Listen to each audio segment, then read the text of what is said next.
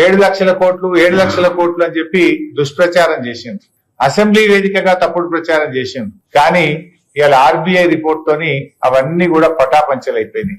ఆ రోజు కాంగ్రెస్ పార్టీ ముఖ్యమంత్రి మీరందరూ కూడా చూస్తున్నారు టీవీల్లో 7,00,000 కోట్లు అప్పయిందని. మంత్రులు ముఖ్యమంత్రి పదే పదే చెప్పిన దాన్ని 10 సార్లు చెప్తే ప్రజలు నమ్ముతారన్నట్టు ఒక గోబల్స్ ప్రచారం చేసినారు. కానీ ఇవాళ ఈ ఆర్బీఐ నివేదికలో ఎంత స్పష్టంగా ఉంది.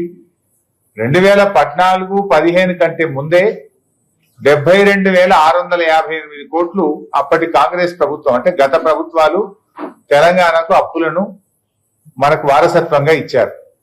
72,658 కోట్లు రాష్ట్ర అప్పు అయితే అది కాకుండా కొన్ని గ్యారంటీల రూపంలో కూడా మనకు అప్పులను ఇచ్చిపోయింది గత ప్రభుత్వం.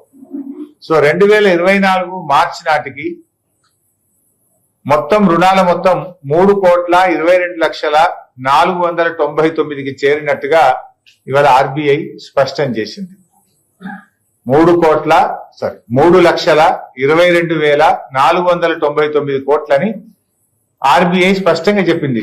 3,22,499 crores. ఇది end of 2024 March financial year 2024 ఆర్థిక సంవత్సరం ముగిసే నాటికి యాక్చువల్ గా 72,658 కోట్లు ఉమ్మడి ఆంధ్రప్రదేశ్ నుంచి వారసత్వ అప్పు.